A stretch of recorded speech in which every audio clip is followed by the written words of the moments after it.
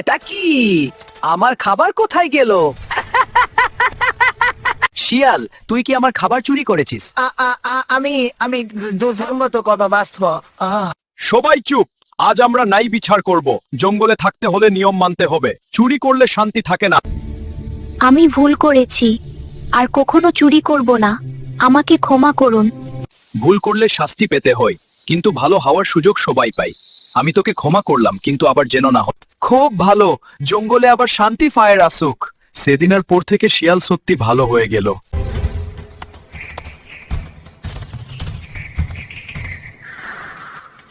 ওই খরগোশ, আমার সামনে গান গাইছিস কেন? না না, গান না, আমি সাইলেন্ট ডান্স করতেছিলাম। সাইলেন্ট ডান্স আবার কি? ভয় পেলে আমি নাচি, কিন্তু শব্দ করি না।